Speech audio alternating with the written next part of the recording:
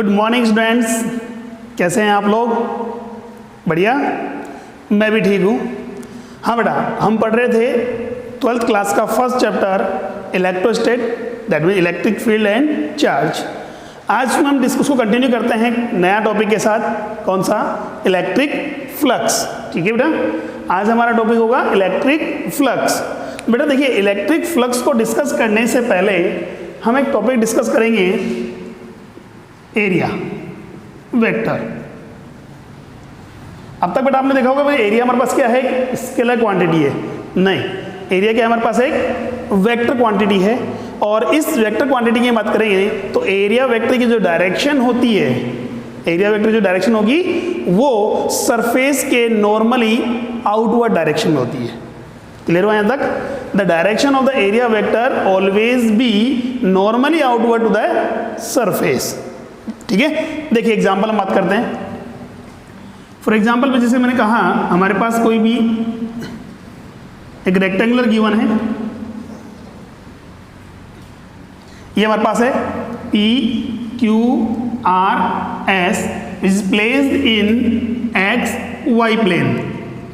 Clear हो यहाँ तक? And the dimension of the rectangle is given L and width is B।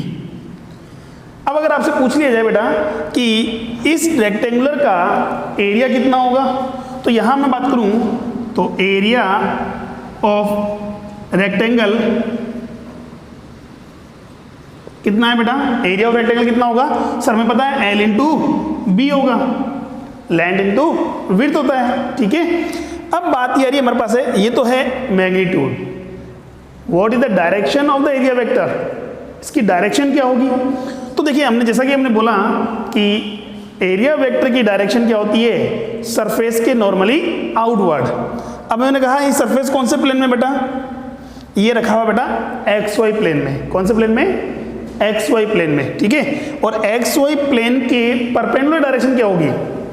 भाई ये तो रखा हुआ हमारे पास XY प्लेन में, इसके परपेंडिकुलर क्या होगा? तो इसकी परपेंडिकुलर डायरेक्शन होगी, वो होगी K कैप और माइनस K कैप। क्लियर है यहाँ तक? K कैप और माइनस। अरे भाई XY प्लेन के परपेंडिकुलर क्या होगा?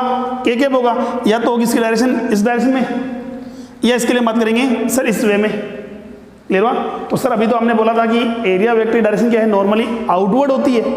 तो आप इनवर्ड कैसे ले रहे हैं? तो बेटा देखिए, ध्यान से देखिए। फॉर एग्जाम्पल मैं इस पाम की बात कर रहा हूँ। ठीक है, ये एक सरफेस है हमारे पास। इस सरफेस की अगर नॉर्मली अगर बात करूँ, इस सरफेस की बात करता हूँ, तो इसके लिए क्या हो गया मेरे पास? इस वे में, यही हुआ।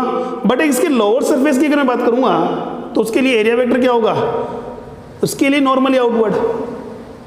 ठीक है, इसीलिए मैंने बोला है कि अगर कोई प्लेन मेरे पास रेक्टेंगुलर प्लेन है, कहाँ रखा हुआ है? XY प्लेन में रखा हुआ है, तो उसके लिए एरिया वेक्टर क्या हो गया? Normally outward. या इस सरफेस की बात करूं तो इस वे में। क्लियर हुआ यहाँ तक? ठीक है, तो यहां बात कर, देखिए इसको ऑलरेडी हम, वैसे आप मैथमेटिक्स में पढ़ोगे इसको कि वेक्टर को क्वांटिटी बताते हैं, area is a vector quantity. कैसे? देखो, इसका मैं एग्जांपल लेते हैं ट्रायंगल से। किससे लेते हैं? ट्रायंगल से एग्जांपल लेते हैं। देखिए एरिया वेक्टर क्वांटिटी है या नहीं है, कैसे कैलकुलेट करेंगे हम। Consider a triangle ABC। Clear हुआ?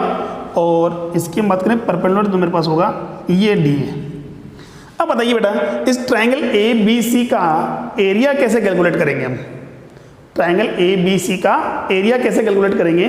तो जब भी एरिया की बात आती है हमारे पास ट्रायंगल में, तो हमारे माइंड में सीधा सीधा फॉर्मूला आता है हमारे पास। क्या बेटा? एरिया इज इक्वल टू क्या होता है? Half into base into height. क्या हो जाएगा बेटा? Half into base into height, यही होता है।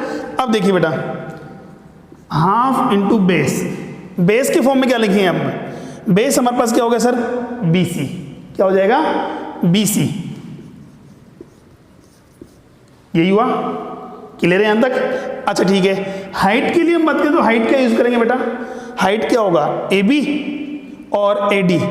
फटाफट कमेंट कर बताइए मुझे, हाइट के लिए आप क्या यूज करेंगे? AB और AD।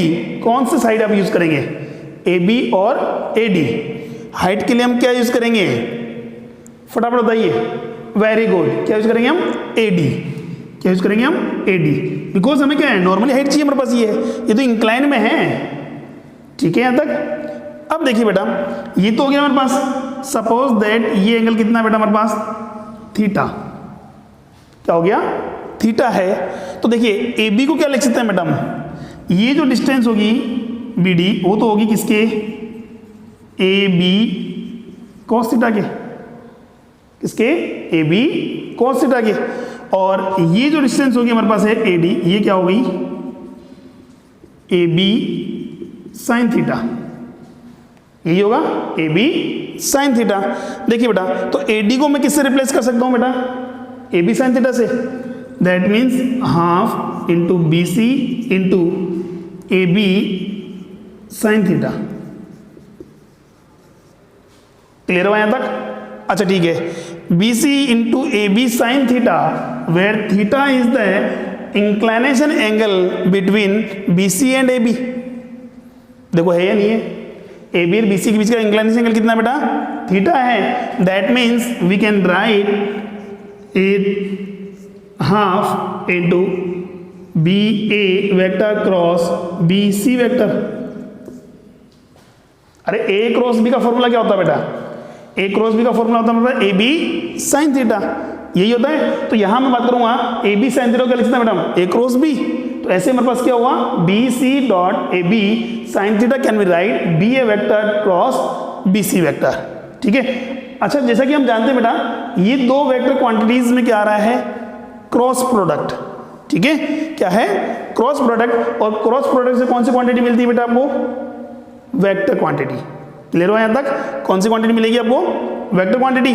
अब देखिए बेटा, तो यहां से एरिया भी क्या हुआ, एक वेक्टर क्वांटिटी हो गया। ठीक है, क्या हो गया, एरिया भी क्या हो गया, वेक्टर क्वांटिटी हो गया। इसका वैल्यू कितना हो गया, half into B C cross B A, या B A cross B C, so भी ये हम बात करें। ठीक है, क्लियर हो यहां तक। अब बात ये आ रही है हमारे पास डायरेक्शन की। तो यहां हमने बात की, इसको क्या लिखेंगे बेटा हम, ये मेरे पास होता है मैग्नीट्यूड, तो होता है कितना, B A dot sorry B C dot A B sine theta. अब डायरेक्शन बात आ रही है डायरेक्शन की। तो डायरेक्शन जो इसको सपोज करो हम बात करेंगे, एरिया वेक्टर जो है ए वेक्टर वो हो जाएगा half into B A B C sine theta N cap. और एन कैप की जो डायरेक्शन होगी, जैसा कि हमने वेक्टर में पढ़ा था 11th क्लास में बेटा, direction of the N cap always be perpendicular to the B A and B C plane. Clear हुआ, बी ए और बी सी से बनने वाला जो प्लेन होगा, अब बी ए और बी सी से बनने वाला प्लेन क्या हो गया, सरफेस। ठीक है, इस सरफेस की भी क्या होगी, परपेंडिकुलर होगी। ठीक है, अब परपेंडिकुलर की बात करें तो इट में बी आउटवर्ड, ठीक है, और इनवर्ड। इस सरफेस के लिए तो यही हुआ, या तो कैसे होगी, इसे आउटवर्ड या फिर इनवर्ड। क्लियर है यहां तक। तो इससे हम बात करेंगे, एरिया क्या है हमारे पास, एक वेक्टर क्वांटिटी है, और उसकी जो डायरेक्शन होती है वो सरफेस के परपेंडिकुलर आउटवर्ड डायरेक्शन होती है। क्लियर हो यहां तक। अच्छा ठीक है, एग्जांपल से हम क्लियर करते हैं इसको। और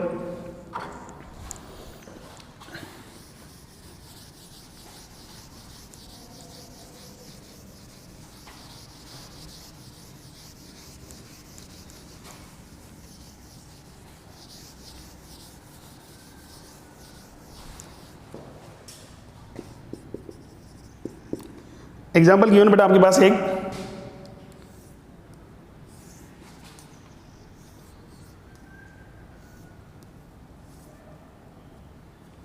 बेटा एक स्क्वायर गिवन है आपको, X Y and Z axis करो। ठीक है, ये एक स्क्वायर है ओ ए बी सी। क्लियर, और इसकी साइड कितनी गिवन है बेटा, ए गिवन है। कितनी गिवन है, ए गिवन है। ठीक है, ये राइट एंगल हो गया हमारे पास। अगर आपसे पूछ लिया जाए कि एरिया क्या होगा, area of square, area of square क्या होगा बेटा, तो देखिए एरिया ऑफ स्क्वायर तो डायरेक्ट बोल देंगे हम, क्या साइड स्क्वायर होता है। तो एरिया ऑफ द स्क्वायर क्या हो गया हमारे पास, side square, that means A square. Clear यहां तक। अब बात ये रही है, आपसे पूछा बेटा कि क्वेश्चन ये आ जाए, what should be the direction of the area vector, what should be the direction of area vector, क्या होगा। तो एरिया वेक्टर की डायरेक्शन कैसे निकालेंगे हम, तो सर हमें जैसा कि हमें पता है एरिया वेक्टर की डायरेक्शन जो होती है क्या है, सरफेस के नॉर्मली आउटवर्ड डायरेक्शन में। क्लियर हुआ? अब बात करें, पहले कंफर्म करो कि जो स्क्वायर प्लेन है वो कौन से प्लेन में रखा हुआ है। ठीक है, तो जैसा कि हम जानते हैं यहाँ देखो मेरे पास जो है OABC एक स्क्वायर है, वो रखा हुआ कौन से प्लेन बेटा, XZ प्लेन में। कौन से प्लेन में? XZ प्लेन में। तो फटाफट कमेंट करके बताइए मुझे कि direction of the area vector क्या होगा। तो ऑप्शंस आपके पास है, मैं दे रहा हूँ। फर्स्ट है पॉजिटिव आई कैप और negative I cap, B option is positive J cap और negative J cap, and C option is positive K cap और negative K cap, and fourth option is none of these. फटाफट comment करके बताइए मुझे what should be the direction of the area vector of square is placed in XZ plane. फटाफट comment करके बताइए बेटा कि डायरेक्शन क्या होगी एरिया वेक्टर की, डायरेक्शन क्या होगी, आई कैप और माइनस आई कैप, जे कैप और माइनस जे कैप, के कैप और माइनस के कैप, और नन ऑफ दीज। फटाफट कमेंट करिए। वेरी गुड, क्या आंसर आ रहा है हमारे पास? बी ऑप्शन, जे कैप और माइनस जे कैप। बेटा जैसा कि हम जानते हैं कि XZ प्लेन में रखा हुआ है, तो XZ प्लेन के परपेंडिकुलर क्या होगा, XZ प्लेन के परपेंडिकुलर क्या होगा, Y एक्सिस। ठीक है, अब Y एक्सिस में जे कैप भी हो सकता है और माइनस जे कैप भी हो सकता है। क्लियर हुआ यहां तक? चलो इसी सीक्वेंस में एक और क्वेश्चन देखिए बेटा।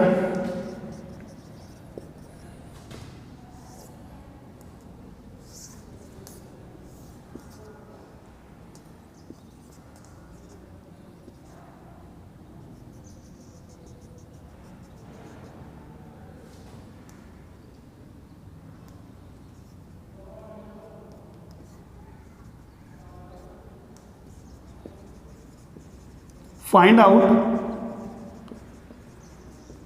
area vector of circle. Find out the area vector of circle क्या होगा। ठीक है, इस एरिया वेक्टर का सर्किल हमारे पास क्या होगा, जिसके कोऑर्डिनेट्स गिवन है 0, A, कोऑर्डिनेट्स क्या गिवन है बेटा, 0, अच्छा कोऑर्डिनेट किसके बेटा, वो सेंटर पॉइंट के, उसके सेंटर पॉइंट जो है उस O पॉइंट के जो कोऑर्डिनेट्स हैं, इसको O की जगह P से डिनोट कर लें हम, P से। तो बताइए इसके कोऑर्डिनेट्स गिवन है 0, A, तो बताइए what should be the area of the circle क्या होगा। पहले हम बात करें मैग्नीट्यूड की। तो देखिए सर्किल का एरिया क्या होता है बेटा, सर्किल का एरिया फटाफट कमेंट कीजिए। वेरी गुड, क्या होता है, पाई आर स्क्वायर। अब देखिए आर या दैट मीन्स रेडियस, ये डिस्टेंस कितनी है, ए, इट्स ऑल्सो भी क्या है, ए, ये तो हुआ, तो रेडियस तो क्या हो गई मेरे पास, ए। तो एरिया तो मेरे पास क्या आ रहा है बेटा, एरिया तो आ रहा है हमारे पास है पाई ए स्क्वायर। क्या आ रहा है बेटा, पाई ए स्क्वायर। क्लियर है यहां तक? अच्छा ठीक है, अब बात आ रही है एरिया वेक्टर की। तो मैग्नीट्यूड तो हमारे पास आ गया पाई ए स्क्वायर, मैग्नीट्यूड तो हमारे पास क्या आ गया, पाई ए स्क्वायर। डायरेक्शन क्या होगी, तो डायरेक्शन के लिए बात करें, देखिए कौन से प्लेन में रखा हुआ बेटा, वो YZ प्लेन में। कौन से प्लेन में रखा हुआ है, YZ प्लेन में। तो YZ प्लेन में रखा हुआ, उसके परपेंडिकुलर क्या होगा, आई कैप और माइनस आई कैप। क्लियर है यहां तक? ठीक है, अच्छा नेक्स्ट देखिए एक एग्जांपल और देखते हैं हम, फटाफट स्क्रीनशॉट ले लीजिए इसका। Okay done. देखिए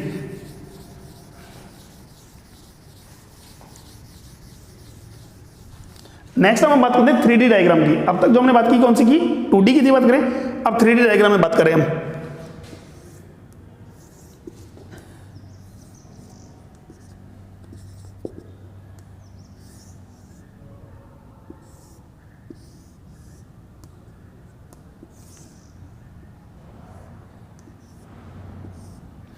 Consider a cubical box which is placed in coordinate system along the axis x, y and z. If the side of the cube is given a, ठीक है। अब इसको नाम दे देते हैं हम कोई भी एक, इसको नाम दिया हमने O, A, B, C, D, E, F, G। ठीक है, अब बात करें यहां से इसका एरिया वेक्टर निकालेंगे हम। तो एरिया वेक्टर देखिए हमारे पास है, एक तो सरफेस है नहीं इसमें, कितनी सरफेसेस हैं इसमें टोटल बेटा? There are 6 faces. कितने फेज है बेटा इसमें? 6 फेज हैं। अब सभी फेजेस के एरिया वेक्टर हम कैलकुलेट करेंगे तो सबका एरिया तो इक्वल होगा। अरे भाई जो क्यूब होता है इसका फॉर्मेशन कैसे करते हैं हम? 6 आइडेंटिकल्स स्क्वायर को कंबाइन करके, यही है 6 आइडेंटिकल्स स्क्वायर को कंबाइन करके क्या करता है? क्यूब का फॉर्मेशन होता है। तो यहाँ स्क्वायर का एरिया तो कितना होता है मेरे पास? ए स्क्वायर। तो हम बात करेंगे एरिया ऑफ ईच फेस कितना है बेटा? ए स्क्वायर। कितना होगा बेटा? ए स्क्वायर। अब बात आ रही है डायरेक्शन की। तो देखिए डायरेक्शन में बात करता हूं। फर्स्ट देखिए ए बी जी एफ, ये फर्स्ट एरिया देखिए, हम ये फेस हम काउंट कर रहे हैं, इसको कंसिडर करो फर्स्ट को। अब देखिए ये जो फर्स्ट फेज है, फटाफट बताइए इसकी डायरेक्शन क्या होगी? फटाफट कमेंट करके बताइए इसकी डायरेक्शन क्या होगी। तो हमने बोला था direction of the area vector always be perpendicularly outward to the surface. फटाफट कमेंट करके बताइए ए बी जी एफ का एरिया क्या होगा?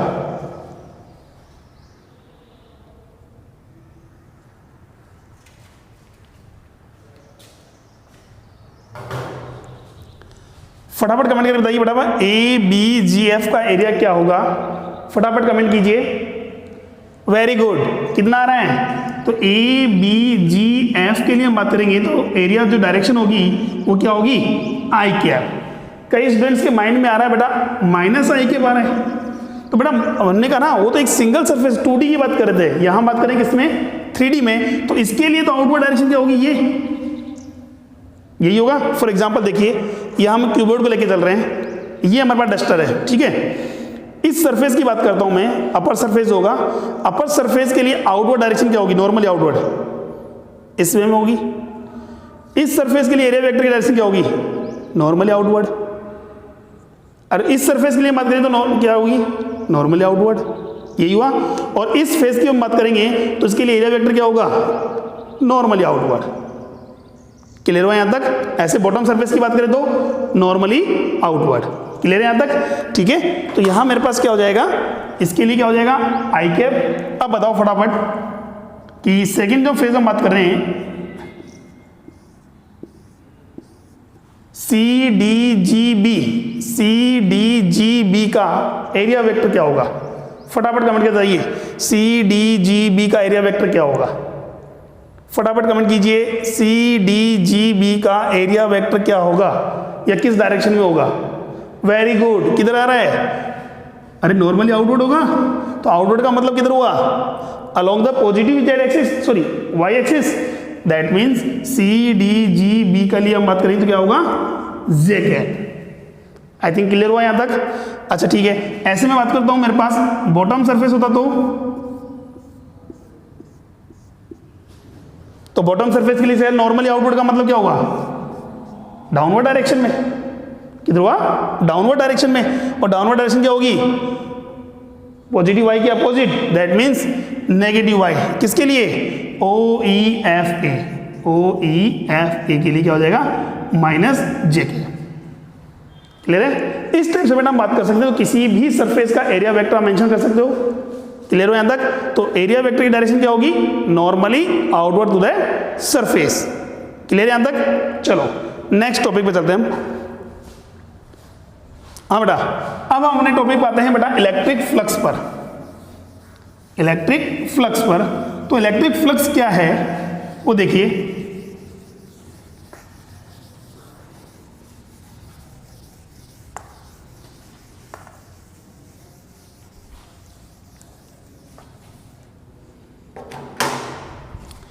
तो इलेक्ट्रिक फ्लक्स की डेफिनेशन क्या कहती है कि electric flux is defined as the amount of electric field lines which passing normally to the surface या normally passing to the surface। Clear हो यहां तक? दैट मीन्स हम बात करेंगे electric flux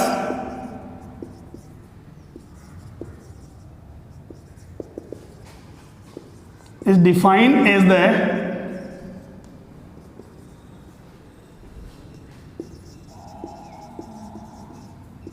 number of electric field lines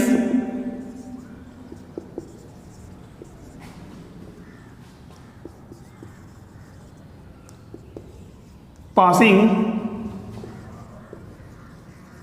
normally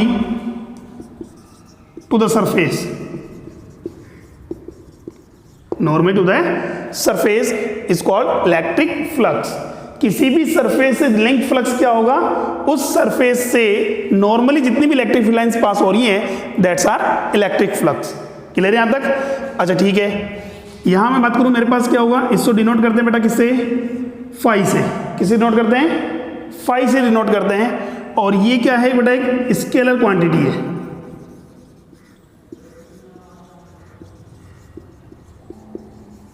क्या है बेटा ये, it is a scalar quantity. Clear है यहां तक? अब देखिए स्केलर क्वांटिटी है, इसको डिफाइन कैसे करेंगे, हमारे पास है, मान लो ये हमारे पास कोई भी इलेक्ट्रिक फील्ड है,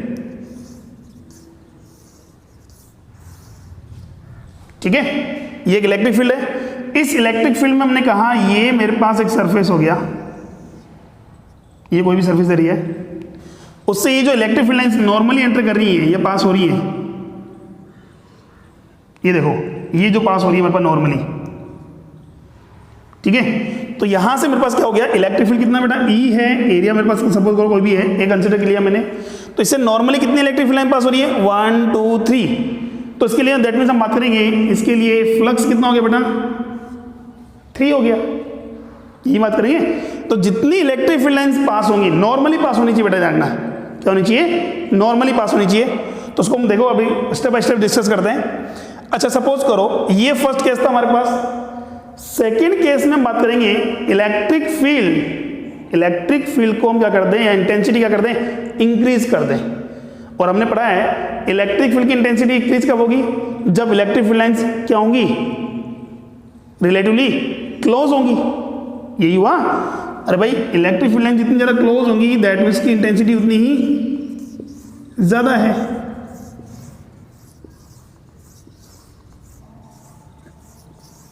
अब देखो इसी सरफेस की हम बात करेंगे, इसी सरफेस को वापस रखा गया है। अब बताओ क्या हम बात करेंगे, वही सरफेस सेम इक्वल हमारे पास है, आइडेंटिकल सरफेस हमारे पास है, क्या इस सिचुएशन में हम बात करेंगे पास आउट जो फ्लक्स होगा वो इंक्रीज होगा या डिक्रीज होगा, फटाफट कमेंट करके बताइए। इस सिचुएशन में कौन सी सिचुएशन है हमारे पास, एक तो ए है, एक सेकंड सिचुएशन हमारे पास कौन सी है, B, in which situation the flux will be maximum. तो सिंपल सी बात है सर, यहां से इलेक्ट्रिक फील्ड कितनी पास हो रही थी, 1 2 3, यहां बात करते तो 1 2 3 4 5 6 7 8। क्लियर हुआ? दैट मीन बी सिचुएशन में बात करें फ्लक्स क्या हो गया, ज्यादा हो गया। यही हुआ, दैट मीन हम बात करें फ्लक्स इस पर डिपेंड कर रहा है, इलेक्ट्रिक फील्ड की इंटेंसिटी पर डिपेंड कर रहा है। जितनी ज्यादा इंटेंसिटी होगी फ्लक्स उतना ही ज्यादा होगा। क्लियर है यहां तक? चलो नेक्स्ट हम बात करते हैं, सपोज करो मेरे पास इस टाइम मैंने अब इलेक्ट्रिक फील्ड को कांस्टेंट रखे, हम इलेक्ट्रिक फील्ड को रख रहे हैं, कांस्टेंट रख रहे हैं। ये मेरे पास इलेक्ट्रिक फील्ड हुआ,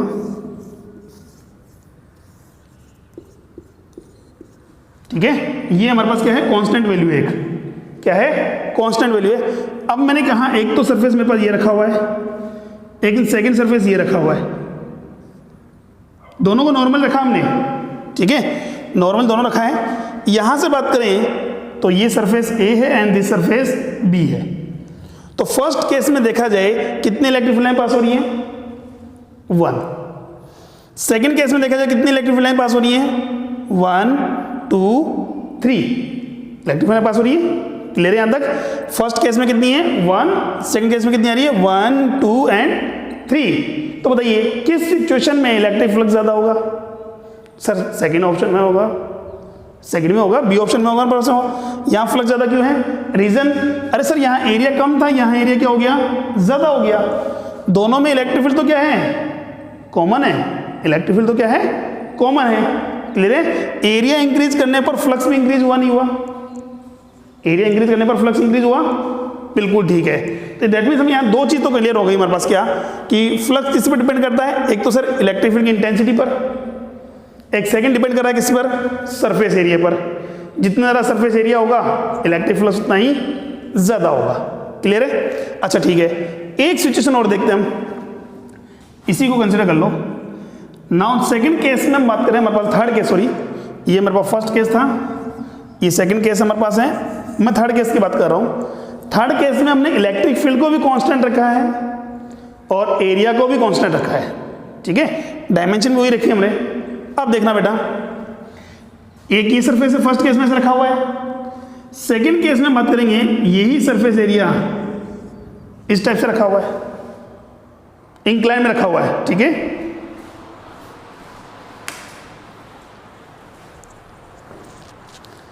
हाँ बेटा, फर्स्ट केस में तो हमारे पास क्या है, नॉर्मल रखा हुआ था।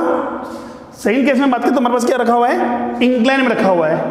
तो कौन सी सिचुएशन में हम बात करेंगे इलेक्ट्रिक फील्ड लाइन या इलेक्ट्रिक फ्लक्स का वैल्यू ज़्यादा होगा?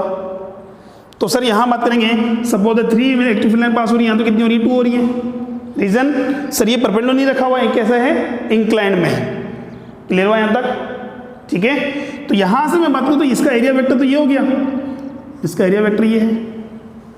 तो मुझे क्या करना है, हमने क्या बोला था, इंक्लाइन में इलेक्ट्रिक फील्ड लाइन से पास नहीं करनी है, हमें क्या लिखना है, देखो यहाँ passing normally passing electric field lines को ही कैलकुलेट करना है। तो यहाँ बात करेंगे तो सर ये तो नॉर्मली नहीं पास नहीं हो रही है, तो क्या करोगे, नॉर्मली पास कराने के लिए इलेक्ट्रिक फील्ड को एरिया वेक्टर के अलोंग कंपोनेंट में रिजोल्व करेंगे। इलेक्ट्रिक फील्ड को एरिया वेक्टर के अलोंग कंपोनेंट में क्या करेंगे, रिजोल्व करेंगे। क्लियर हुआ यहाँ तक, ठीक है। तो यहाँ से हम बात करेंगे तो यहाँ हमने कहा सपोज ये कितना है, थीटा है। तो ये इलेक्ट्रिक फील्ड था, इसके 2 कंपोनेंट हो गए, एक कंपोनेंट हो गया E sine theta and second component क्या हो जाएगा, ई कॉस थीटा। ये तो क्या है, ई साइन थीटा, ये क्या है, ई कॉस थीटा। ई साइन थीटा तो क्या है बेटा, पैरेलल है किसके, सरफेस के। और ई कॉस थीटा क्या है, परपेंडिकुलर है किसके, सरफेस के। तो हमें क्या चाहिए, नॉर्मली परपेंडिकुलर तो चाहिए। क्लियर है यहाँ तक। तो यहाँ हम बात करेंगे तो देखो फ्लक्स देखा जाए तो हमारे पास 3 चीज पर डिपेंड कर रहा है। फर्स्ट इलेक्ट्रिक फील्ड की इंटेंसिटी पर, सेकंड एरिया पर, थर्ड हम बात करेंगे कोस थीटा पर। किस पर कर रहा है, कोस थीटा पर। तो यहाँ हम बात करेंगे कि इलेक्ट्रिक जो फ्लक्स होगा वो क्या है, डायरेक्टली प्रोपोर्शनल है बेटा किस के, इलेक्ट्रिक फील्ड इंटेंसिटी के, यही हुआ, एंड डायरेक्टली प्रोपोर्शनल हुआ किसके, एरिया वेक्टर के। तो यहां हम बात करते हैं इलेक्ट्रिक फ्लक्स को डिफाइन करते हैं बेटा किससे, E vector dot A vector से, E vector dot A vector से। क्लियर हुआ यहां तक, ठीक है। तो देखिए डॉट प्रोडक्ट है हमारे पास, ई क्या है, intensity of electric field and A is the area vector. Clear हुआ। तो electric flux is defined as the dot product of electric field and area vector. Is this clear, ठीक है। चलो अब देखो इसमें केसेस क्या बनते हैं हमारे पास।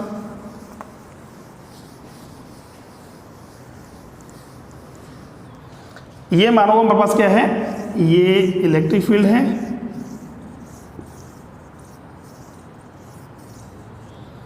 और इसको हमने रखा है ये कोई भी सरफेस मान लो, ठीक है, कोई प्लेन सरफेस गिवन है और इसका ये हो गया area vector and this electric field and the inclination angle between them is theta. कितना बेटा, थीटा। तो यहाँ देखिए फाई को बात करेंगे, डॉट प्रोडक्ट कितना होता है बेटा, डॉट प्रोडक्ट कितना होता है, ई ए कॉस थीटा। क्या होगा बेटा, ई ए कॉस थीटा। क्लियर है यहाँ तक, ठीक है, ई ए कॉस थीटा। चलो अब यहां बात करते हैं, ई तो क्या है, magnitude of electric field, magnitude of electric field. A क्या है, एरिया ऑफ द सरफेस। क्या हुआ, area of the surface. Theta क्या है, theta is the inclination angle, inclination angle between area vector and electric field. Clear हुआ, electric field और area vector के बीच का जो इंक्लिनेशन एंगल है दैट इज थीटा। क्लियर हुआ। अच्छा अब यहां बात करते हैं केस फर्स्ट। देखिए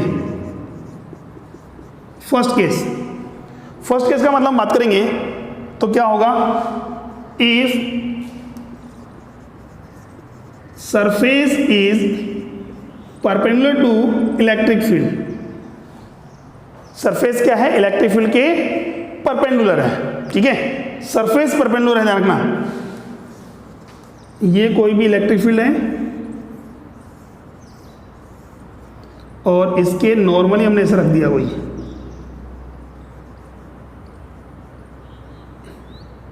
ये लो, ठीक है। अब देखिए हमने क्या बोला था, एरिया वेक्टर क्या होता है, सरफेस के परपेंडिकुलर, दैट मीन्स ये सरफेस है इसके परपेंडिकुलर, ठीक है। और सरफेस कैसे रखा हुआ है इलेक्ट्रिक फील्ड में, नॉर्मली, ये भी परपेंडिकुलर रखा हुआ है। अब मैंने कहा सरफेस क्या है, इलेक्ट्रिक फील्ड के परपेंडिकुलर है और एरिया वेक्टर सरफेस के परपेंडिकुलर है, क्लियर हुआ। That means we can say the area vector is parallel to the electric field, यही हुआ। तो अगर इलेक्ट्रिक फील्ड के पैरेलल है तो E और A के बीच का जो एंगल होगा थीटा, कितना जी होगा, 0 डिग्री। कितना होगा बेटा, 0 डिग्री। बेटा ये नहीं देखना है कि सरफेस परपेंडिकुलर है इलेक्ट्रिक फील्ड के तो आप थीटा कितना कंसीडर कर लें, 90, नहीं। यहाँ जो थीटा है वो किस में डिनोट करते हैं हम, किससे डिफाइन करते हैं हम, inclination angle between E and A। Area vector और इलेक्ट्रिक फील्ड का ही एंगल देखना है, सरफेस का एंगल नहीं देखना है, ठीक है। चलो थीटा कितना हुआ, 0 डिग्री, cos 0 का वैल्यू बेटा कितना हुआ, 1। तो यहां से देख रहे हैं फाई का वैल्यू कितना हुआ, E into A, it's a maximum value. कैसे होंगी, मैक्सिमम वैल्यू। कब, जब सरफेस क्या होगा, इलेक्ट्रिक फील्ड लाइंस के परपेंडिकुलर होगा, और जितनी भी इलेक्ट्रिक फील्ड लाइंस होगी सब क्या होंगी, नॉर्मली पास होंगी। क्लियर है यहां तक। चलो नेक्स्ट देखिए बेटा, सेकंड केस।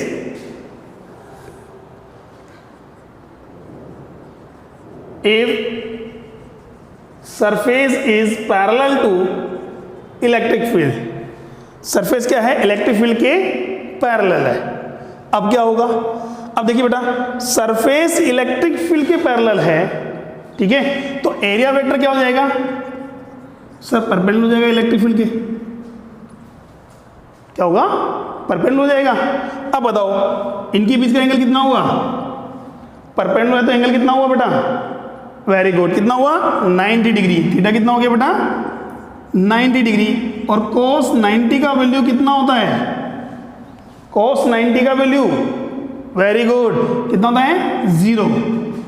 तो उस सिचुएशन में कोई भी इलेक्ट्रिक फील्ड लाइंस सरफेस से नॉर्मली पास नहीं होगी, ठीक है। कोई भी इलेक्ट्रिक फील्ड लाइंस सरफेस से नॉर्मली पास नहीं होगी। कैसा बेटा, वो भी देख लो ऐसे,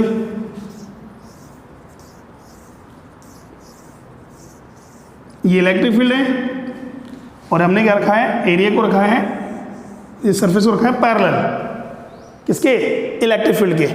तो एरिया वेक्टर ये हो गया बेटा, ठीक है।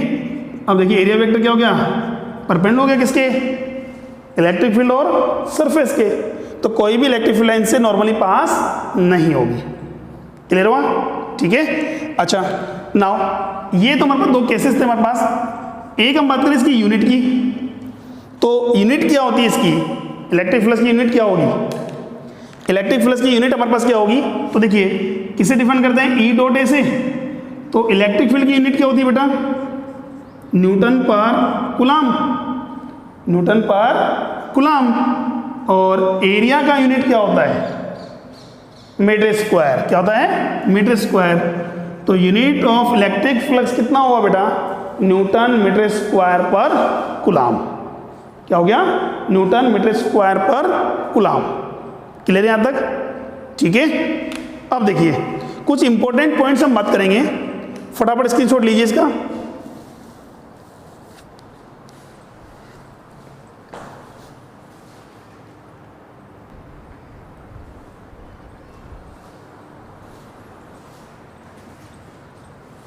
Okay done. देखिए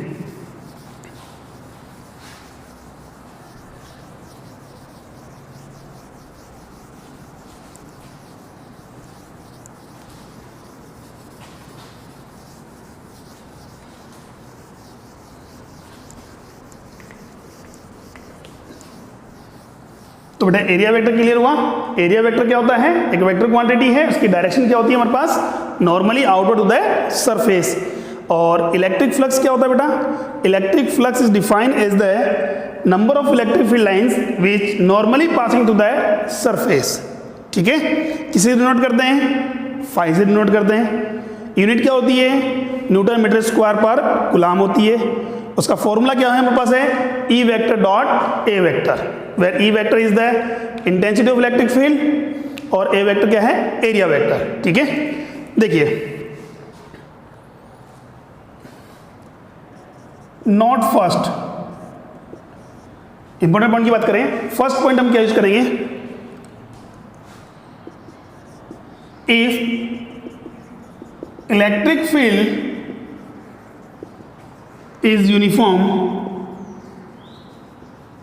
और कांस्टेंट, इलेक्ट्रिक फील्ड क्या है? यूनिफॉर्म और कांस्टेंट है, तो हम फॉर्मूला क्या यूज करेंगे? तो हम यूज करेंगे phi is equal to E vector dot A vector. ठीक है, that means E A cos theta. Clear हो यहां तक? चलो ठीक है, सेकंड पॉइंट की हम बात करें तो सर कांस्टेंट नहीं है अगर अगर यूनिफॉर्म नॉन यूनिफॉर्म है या वेरिएबल है। If electric field is non uniform और वेरिएबल क्वांटिटी, नॉन यूनिफॉर्म और वेरिएबल है, तो डायरेक्ट क्या करेंगे? तो हम क्या करेंगे?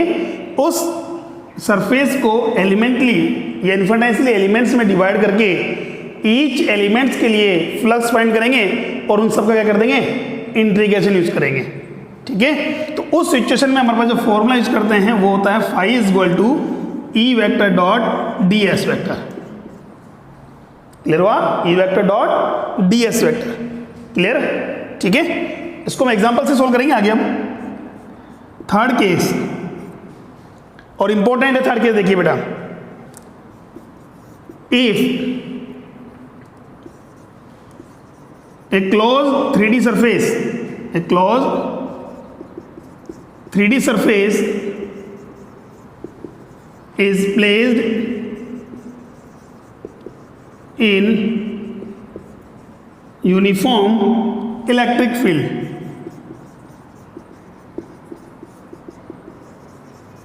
I repeat, if a closed 3D surface is placed in uniform electric field, then total pass out flux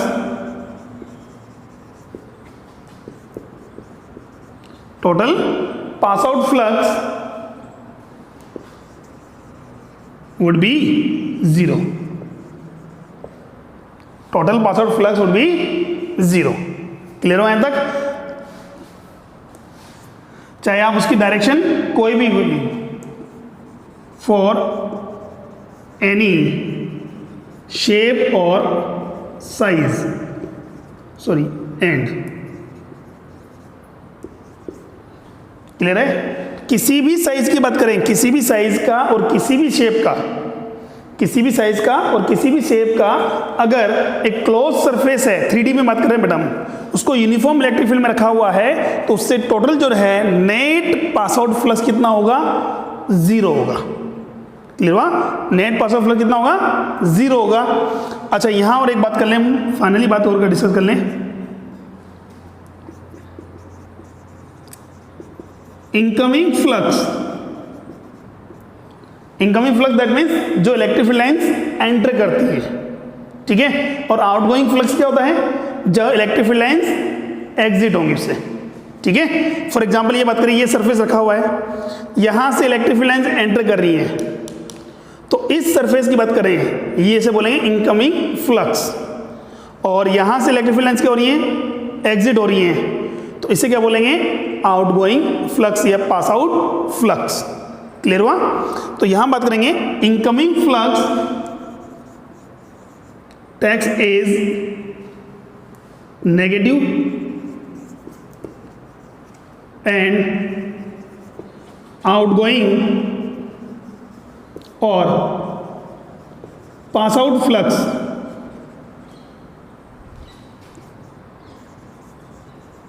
takes is positive.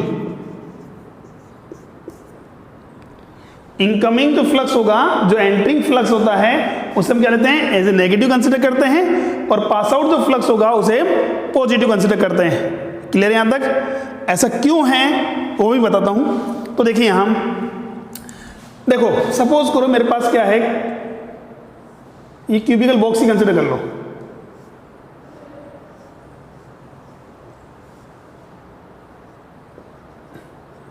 ऐसा कुछ है, ये electric field line normally enter कर रही है यहां। क्लियर हुआ? अब बताइए इस सरफेस के लिए A B C D surface के लिए एरिया वेक्टर क्या होगा? तो सर एरिया वेक्टर क्या होता है? Normally outward to the surface, यही होता है। दैट मीन्स ये हो गया इसका एरिया वेक्टर। क्लियर हुआ? और ये क्या है? Electric field lines. अब यहां से फ्लक्स कैलकुलेट करना होगा तो क्या होगा?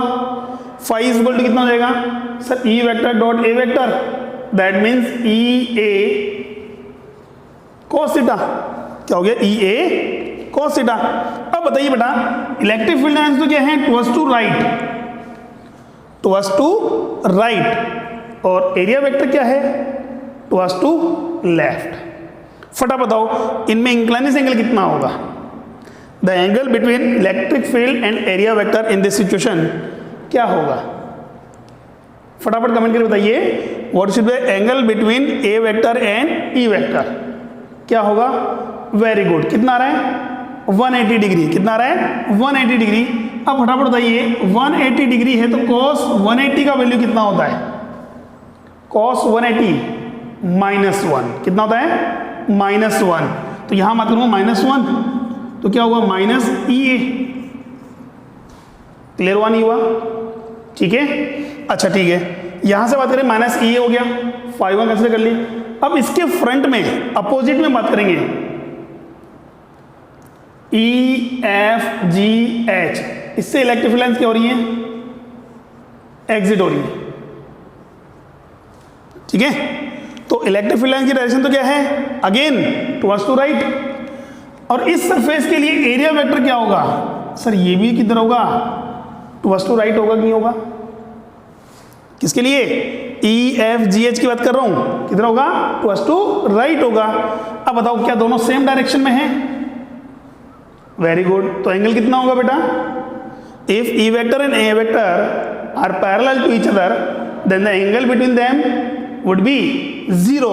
कितना होगा बेटा? 0। और cos 0 का वैल्यू कितना यूज करेंगे हम? Very good. कितना?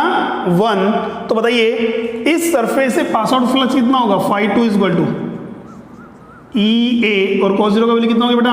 1। तो देखिए जैसा कि हमने पहले ही बोला था, क्लियर किया था, इनकमिंग जो फ्लक्स होगा जब इलेक्ट्रिक फील्ड एंटर करती है तो वो फ्लक्स किस में कंसिडर करेंगे बेटा? हम नेगेटिव कंसिडर करेंगे। क्लियर है? और आउटगोइंग जो फ्लक्स होगा या हम बात करें पास आउट जो फ्लक्स होगा, टेक्स इज पॉजिटिव। ठीक है, अब देखो यहां से हमने बोला, इससे पहले थर्ड केस देखिए, इफ ए क्लोज सरफेस या 3D surface placed in uniform electric field then the total pass out flux would be 0। कितना हो गया? 0। सर ऐसा क्यों? अरे बेटा जितनी इलेक्ट्रिक फील्ड लाइंस एंटर करेंगी उतनी ही इलेक्ट्रिक फील्ड लाइंस से क्या होंगी? पास आउट होंगी। ठीक है, जितनी इलेक्ट्रिक फील्ड एंटर करेंगी उतनी इलेक्ट्रिक फील्ड लाइंस क्या होंगी? एग्जिट होंगी। तो नेट फ्लक्स कितना हुआ? 0। इनकमिंग को हम नेगेटिव में कंसिडर करते हैं, आउटगोइंग क्या हो जाएगा? पॉजिटिव में होगा। तो रिजल्टेंट कितना हुआ बेटा? 0 हुआ। क्लियर है यहां तक? तो ये 4 इंपॉर्टेंट पॉइंट्स आपको याद रखने हैं बेटा। क्या कि नॉर्मल अगर यूनिफॉर्म इलेक्ट्रिक फील्ड है, कांस्टेंट है, तो हम क्या यूज करते हैं? Phi is equal to E vector dot A vector. अगर वेरिएबल है तो फिर हम वहां इंटीग्रेशन यूज करेंगे। ठीक है, थर्ड केस में बात करेंगे क्लोज सरफेस की बात करेंगे, उसको यूनिफॉर्म इलेक्ट्रिक फील्ड में रखा हुआ तो नेट पास आउट फ्लक्स कितना होगा? 0 होगा। फोर्थ केस में बात करेंगे इनकमिंग जो फ्लक्स होगा takes in negative and outgoing current क्या होगा? आउटगोइंग फ्लक्स क्या होगा? पॉजिटिव। ठीक है, फटाफट देखिए अब इसके ऊपर हम क्वेश्चन सोल्व करते हैं।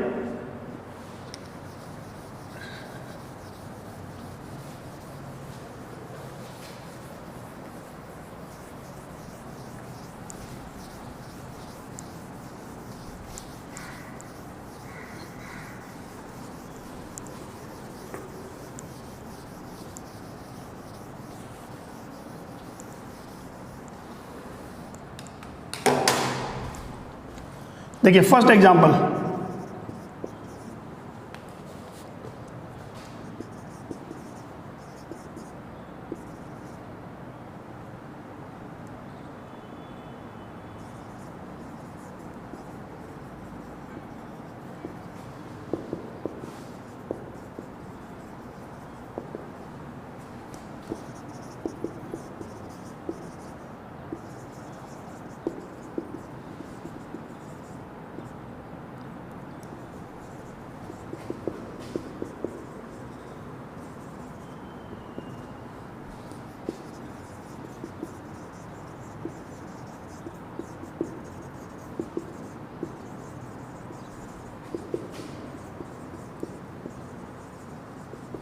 देखिए फर्स्ट क्वेश्चन क्या है हमारे पास है, if a sphere of the radius capital R is placed in uniform electric field then calculate net pass out flux through the spare.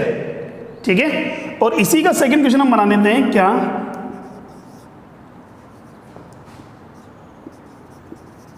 What effect on flux when radius becomes just double।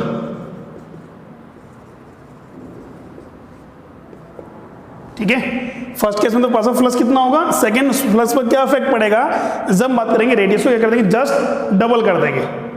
तो देखिए पहले हम बात करेंगे, first consider करें हमारे पास ये एक यूनिफॉर्म इलेक्ट्रिक फील्ड कंसिडर किया हमने,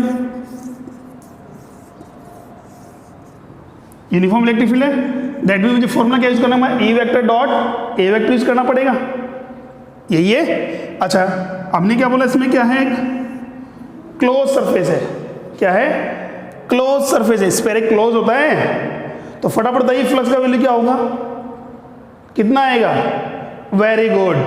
अरे बेटा हमने थर्ड प्रॉपर्टी पढ़ी थी अभी, when a closed 3D surface is placed in uniform electric field then total pass out flux या net pass out flux will be 0। तो यहाँ फाई का वैल्यू कितना होगा बेटा, 0, बिकॉज सर देखो जितनी इलेक्ट्रिक फील्ड लाइन्स यहाँ एंटर कर रही हैं उतनी ही इलेक्ट्रिक फील्ड लाइन्स क्या होंगी, एग्जिट भी होंगी, तो टोटल फ्लक्स कितना हो गया, 0 हो गया। ठीक है, नाउ सेकेंड केस क्या बोला इसमें, what effect on flux when radius becomes double. उसके नीचे हमने बोला था चाहे उसकी रेडियस या साइज कैसी भी हो, शेप कैसी भी हो, इसको अगर मैं डबल रेडियस का कर दूंगा तो क्या इफेक्ट पड़ेगा, सर अभी भी वही होगा, जितनी इलेक्ट्रिक फील्ड लाइन्स एंटर करेंगी उतनी ही electric field lines pass out होंगी, that means no changes. Clear हो यहां तक, ठीक है। नाउ सेकेंड क्वेश्चन देखिए, अब ये तो हमारे पास हो गया।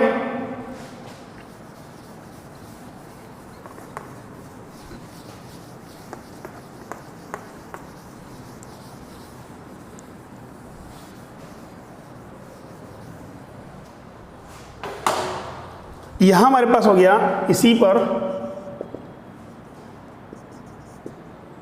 If A cubical box of side ए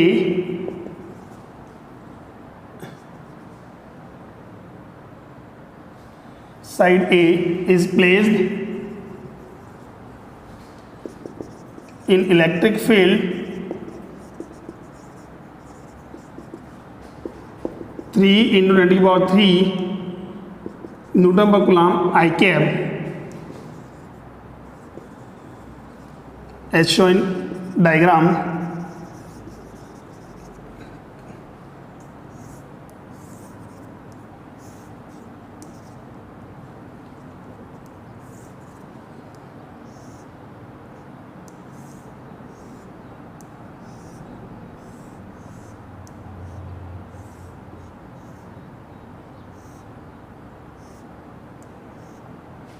ऐसा कुछ है, ठीक है, ये एक्स एक्सिस है, ये वाई एक्सिस, और ये क्या है, जेड एक्सिस है, और ये डिस्टेंस भी कितना बेटा, ए है, और ये साइड भी कितनी है बेटा, ए है। क्लियर हो यहाँ तक। अच्छा इसको कोई नाम दे दो आप, P Q R S T U V W, ठीक है, और ये इलेक्ट्रिक फील्ड लाइन्स गिवन है, कितना है, E = 3 × 10⁻³ Newton per coulomb I cap। First question क्या बोल रहा है,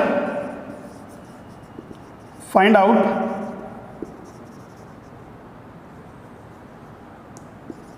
net pass out flux, total pass out flux कितना होगा, ठीक है। नाउ और इसी क्वेश्चन में हमारे पास क्या गिवन है, second question, what effect on flux if electric field is 3 × 10⁻³ √x Newton per coulomb, √x Newton per coulomb I के, ठीक है। अब देखो क्वेश्चन क्या बोला है, a cubical box of side a is placed in electric field 3×10⁻³ newton per coulomb I cap. एक electric field given है, उसका मैग्नीट्यूड कितना है बेटा 3×10⁻³ डायरेक्शन क्या है towards to X axis, that means I cap as shown the diagram. हमारे पास क्लियर हुआ।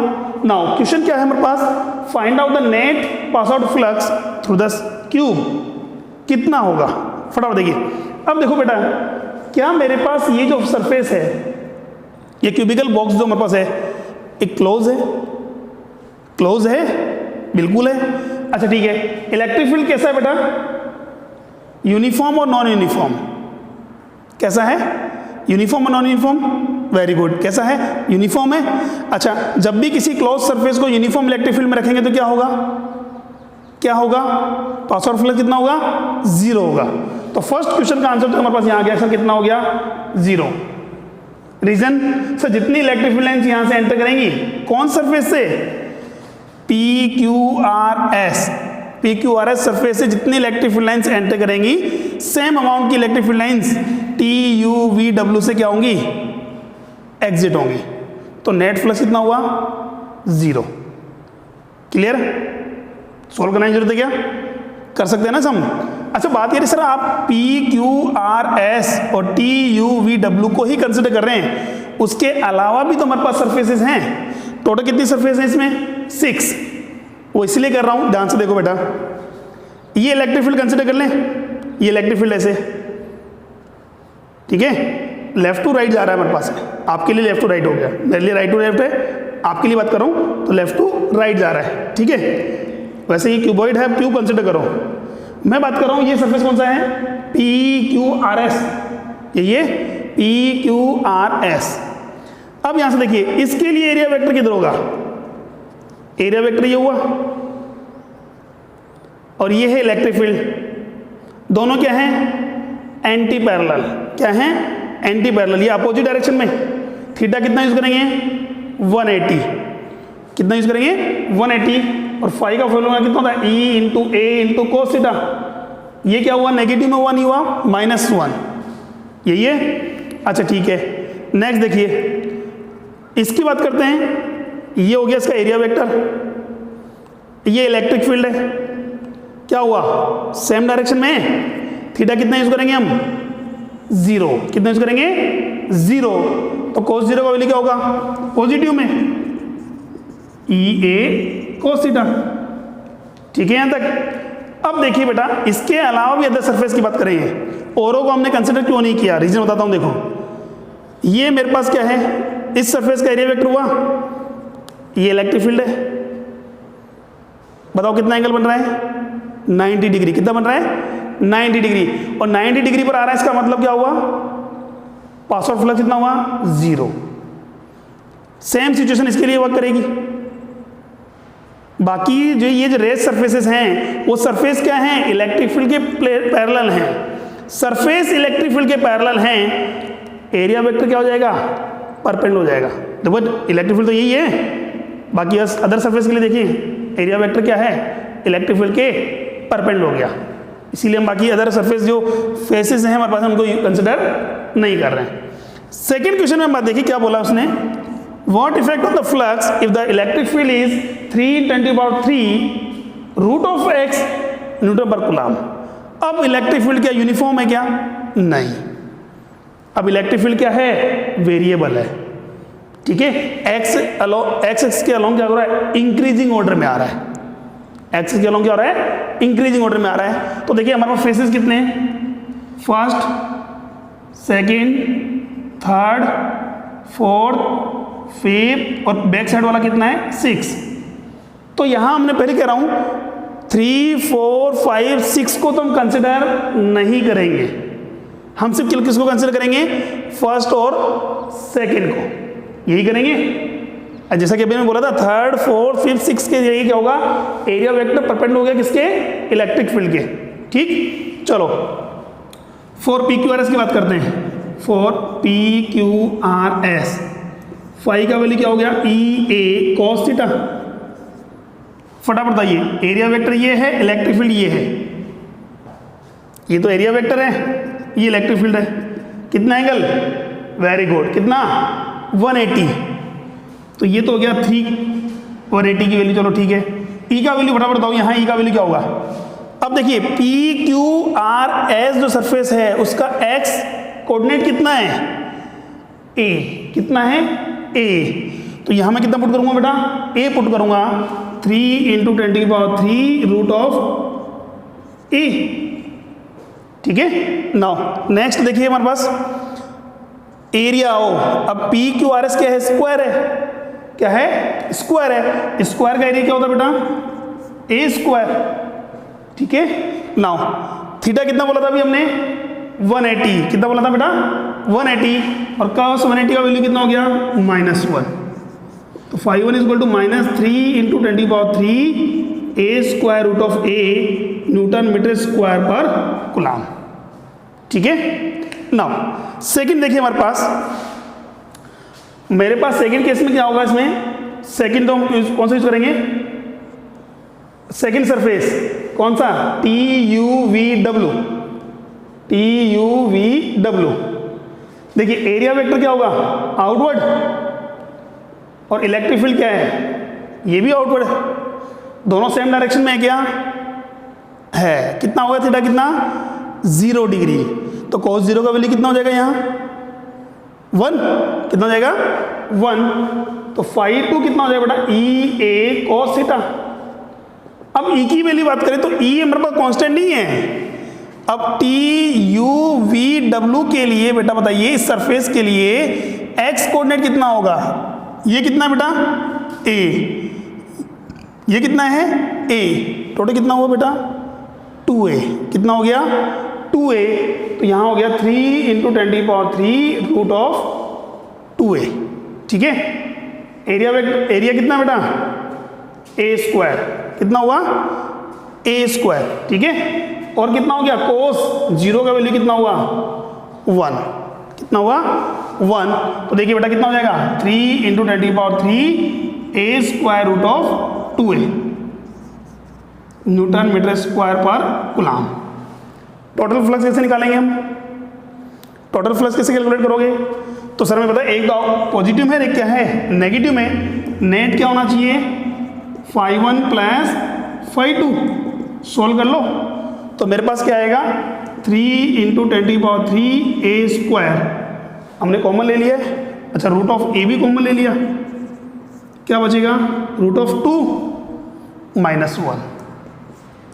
ये आंसर आ गया हमारे पास, ले रहे हैं यहाँ तक। तो इस टाइप से बेटा आप क्या करेंगे, अगर वेरिएबल है तो भी हम क्या यूज करेंगे, ठीक है। इलेक्ट्रिक फ्लक्स कैलकुलेट कर सकते हो, कोई डाउट।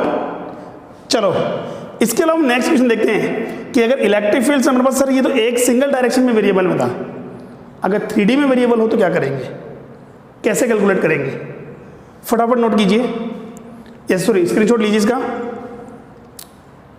ठीक है, डन। हाँ बेटा, जो हम बात करेंगे नेक्स्ट जो टॉपिक होगा हमारा,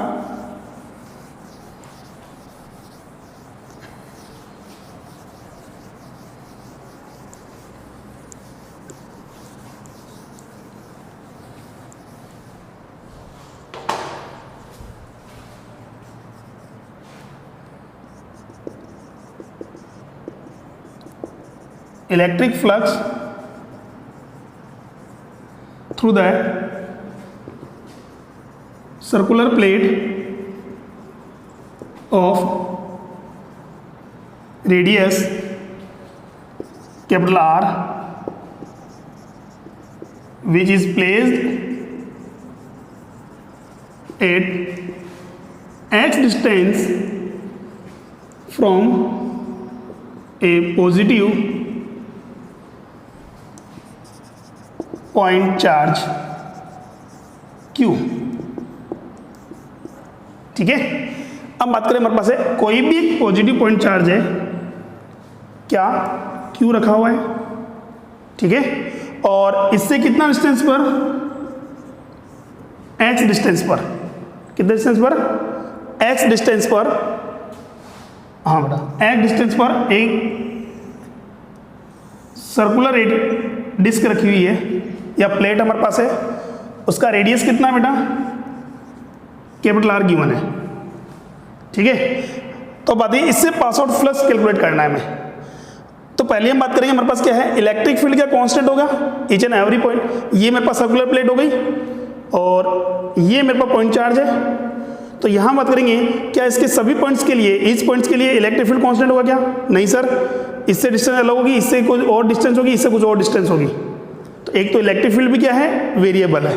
सेकेंड हम बात करेंगे, सपोज करो इस पर कोई भी पॉइंट आ गया, उस पॉइंट पर इलेक्ट्रिक फील्ड ये है, एरिया वेक्टर ये है, तो इंक्लिनेशन एंगल भी तो वेरी कर रहा है। ठीक है, इस क्वेश्चन को हम डिस्कस करेंगे नेक्स्ट क्लास में। ठीक है, आज ट्राई करें बेटा आप, नहीं तो इसको हम नेक्स्ट क्लास में हम डिस्कस करेंगे। आज के लिए इतना ही है, बाकी बात हम कल करेंगे। Thank you. ठीक है, क्वेश्चन नोट के लिए फटाफट